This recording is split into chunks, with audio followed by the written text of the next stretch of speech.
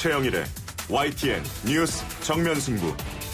최영일의 YTN 뉴스 정면승부. 최영일의 YTN 뉴스 정면승부. 낮에는 여름 날씨였는데요. 오늘 하루 잘 보내고 계십니까? YTN 뉴스 FM 뉴스 정면승부 최영일입니다. 너 때문이라는 내 탓보다 나 때문이라는 내 탓. 반성과 성찰이 우리 모두에게 절실한 시점이다. 오늘 열린 새누리당 당선인 대회에서 원유철 원내대표가 한 말입니다. 시종일관 사죄하고 또 사죄하는 모습을 보였는데요. 하지만 총선 참패 책임론을 두고는 경론이 오고 가는 등 여지는 여전한 모습이었습니다. 잠시 후 2부에서는요. 여당의 불모지 전북에서 당선한 정운천 당선자 연결해서 오늘 열린 당선자 대회 분위기 그리고 당쇄신에 대한 의견 들어보겠습니다. 한 고비 넘긴 누리과정 예산 논란이 다시 불거질 조짐인데요. 3부에 더불어민주당 누리과정 대책특별위원장인 김태년 의원 연결해서 이야기 나눠봅니다. 뉴스 정면승부 지금 시작합니다.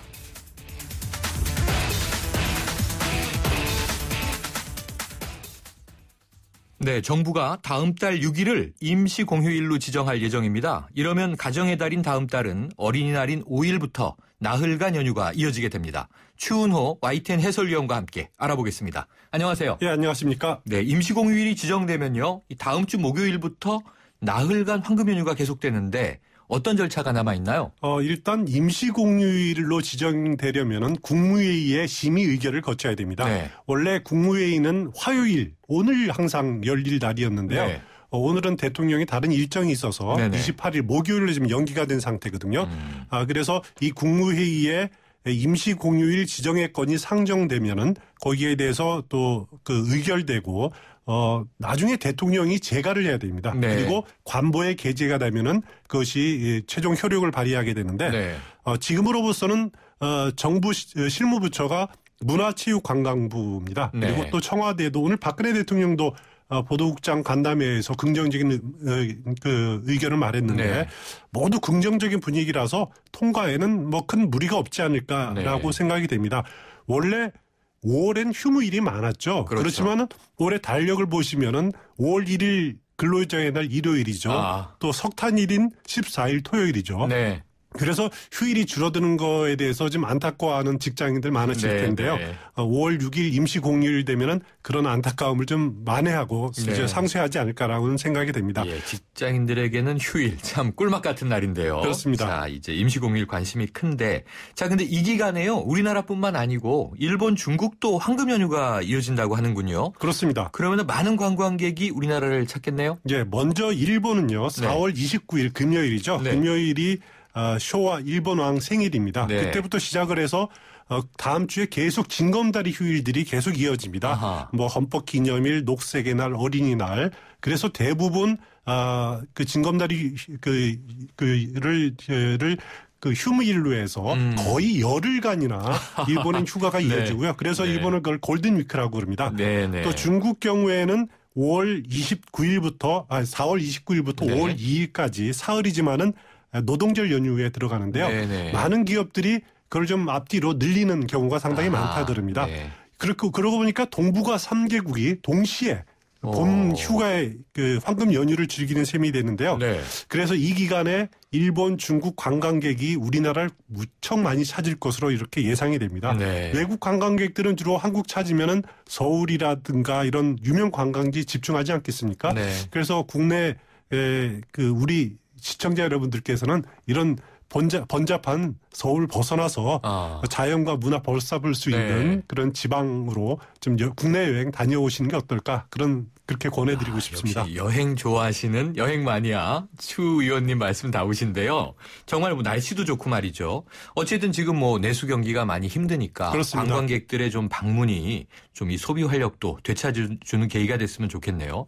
자, 아까 대통령 일정이 오늘 있어서 국무회의가 화요일인데 목요일로 연기됐다. 그렇습니다. 이 말씀을 잠깐 주셨어요.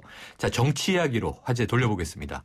이 박근혜 대통령 일정이요. 오늘 언론사 편집국장과 보도국장들 만난 자리 아니었습니까? 그렇습니다. 이 자리에서 어떤 말들이 오갔나요? 먼저 박근혜 대통령이 이란 방문이 5월 1일부터 3일까지 그 예정이 돼 있죠. 네. 그 방문하고 귀국한 이후에 3당 대표들과의 회동을 빠른 시일 안에 추진하겠다 이렇게 네. 말을 했고요. 네. 그리고 그 회동을 정리해야 하는 문제도 긍정적으로 검토하겠다. 그리고 사안에 따라서는 여야정 협의체를 만드는 것도 한번 생각해 봄직하다라고 말했습니다. 네.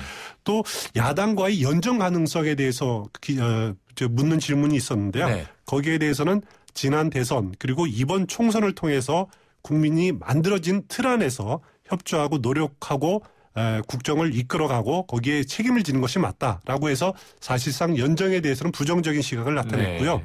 그리고 개각 가능성에 대해서는 국정 수습책으로 국면을 전환하기 위한 그 내각 개편은 좀 생각하기 어렵지 않겠느냐라는 입장을 보였습니다. 네. 개헌론에 대해서도 지금 상황에서 개헌을 하게 되면은 경제를 어떻게 살리겠느냐.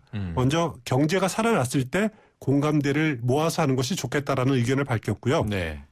그리고 관심이 가는 유승민 의원 복당 문제에 대해서는 아하. 새누리당이 좀 안정이 되고 지도 체제가 잘 안착이 된 다음에야 생각해 볼 만한 문제가 아니겠느냐라는 그런 네. 입장을 밝혔습니다. 그럼 전체적으로 평가해 주신다면요. 조금 이제 스타일의 변화나 좀 전향적인 대통령의 뭐 입장이나 견해 그런 게 보였나요? 일단 가장 최초로 만난 사람들이 물론 언론인들을 네. 통해서 만났지만은 야당 대표들과의 만남도 이렇게 문을 열어놨고 네. 또 여야정 협의체 정리하겠다, 사안에 따라서 하겠다라는 것들을 봐서는 대통령이 국정 운영하는 스타일에서 조금 변화를 가져오는 것이 아니냐라는 네. 그런 생각들은 하게 됩니다. 네. 자, 그러면은 대통령과 만날 여야 3당 어찌 보면 또 각자 의제들을 준비해야 될 텐데요. 새누리당 상황 보겠습니다. 이 원내대표 경선 이제 일주일 남았습니다. 그렇습니다. 지금 나경원 의원 그리고 정진석 당선인의 대결이 유력할 것이다. 이런 전망이 많이 나오네요. 그렇습니다. 그 새누리당은 원내대표 경선이 다음 달 3일입니다. 네. 아직 공식적으로 출마하겠다라고 선언하는 사람은 없는데요. 네. 그렇지만 지금 보니까 대략 한 6명 정도가 거론이 되고 있는데 네. 친박계 홍문종, 유기진 의원 그리고 비박계에서는 나경원, 김재경, 김정은 의원과 정진석 당선자들이 이렇게 거론이 네. 됩니다. 친박계의 경우는 총선 패배에 책임 있는 모습을 보여야 된다. 그래서 이선 후퇴론이 많이 지금 대두되고 있는데요. 네. 또 반면에 이선에 물러나는 것이 책임지는 모습 아니다라는 이런 반박도 있고요. 네. 또 본인이 강력하게 나서겠다라고 하는 의지가 있으면 그건 사실 막을 방법은 없는 그렇죠. 거죠. 그렇지만은 비박계 의원 중에서는 이 당선이 되는 나경원 의원 그리고 정진석 단성자가 가장 눈에 띕니다. 네. 나경원 의원 경우에는 쇄신의 이미지가 있죠. 네. 항상 그 한나라당 옛날에 쇄신 특별위원장도 했었고요. 그리고 지난해에는 보수혁신 특기 부위원장도 네. 했고 네. 항상 쇄신 뭐 혁신 이러면 등장하는 인물이기 때문에 그런 쇄신을 무기로 내세울 수 있을 것 같고요. 정진석 당선인은 이명박 정부 시절에 정무수석을 지냈었죠. 네. 그때 야당의 원내대표가 박지원 의원이었습니다. 아하. 또 여야 의원들하고도 두루 사이가 좋고 네. 청와대와도 관계가 좋고 이렇게 친화력과 정치력이 또 강점입니다. 네. 그래서 이 나경원 의원, 정진석 당선인이 관심을 받고 있습니다. 네, 한번 지켜봐야 될 사안이고요. 자, 더불어민주당은요. 어제도 추 의원님께서 이거 나쁘지 않은 선택인 것 같다. 이렇게 또 평을 해 주셨는데 당대표 선출을 위한 전당대회를 연기하자는 주장 이제는 힘을 제법 얻고 있는 것 같습니다. 그렇습니다. 이제 사실상 김종인 대표의 합의 추대로는 뭐 물 건너간 상황이고요. 네. 남은 것은 당초 일정대로 6월이나 아니면 7월 초쯤에 전당대회를 해서 새 대표 경선으로 뽑느냐 네. 아니면은 전당대회를 연기해서 당분간 김종인 대표 중심의 비대위 체제를 갖고 가느냐라는 네. 거거든요. 지금으로서는 아직 정리되지 않은 상태이고 네. 다양하게 이야기가 나오니까 당 지도부 차원에서 이젠 공론화하자라는 지금 단계입니다. 그래서 내일 비대위 전체 회의에서 전당대회를 어떻게 할 것인가를 공식적으로 논의를 시작한다고 합니다. 네. 이와 관련해서 김종인 대표가 광주 방문할 때 이런 말을 했죠. 비상 상황이 해제됐다고 생각하면은 아니란 판단이다라는 언급을 한 적이 있습니다. 네. 그 비상 상황이라는 점을 강조해서 지금 더불어민주당이 당권 경쟁을 할 때가 아니다.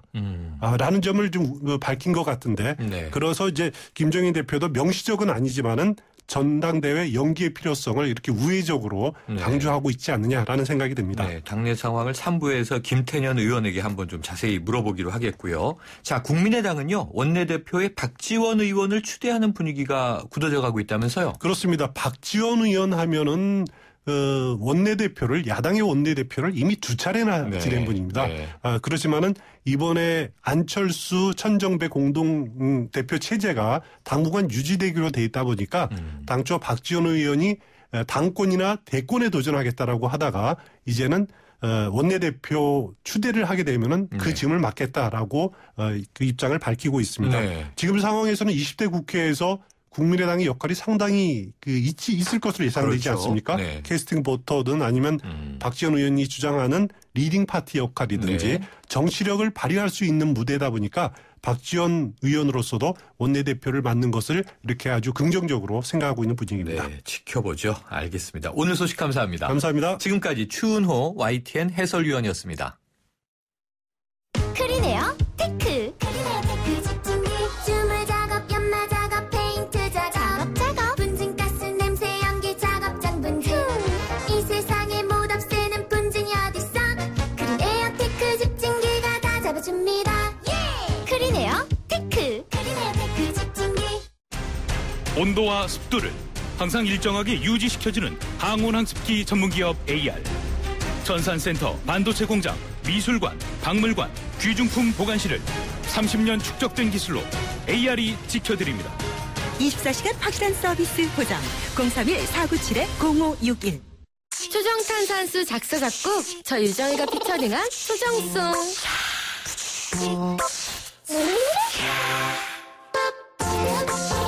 물이 다르니까 탄산수가 살아있죠?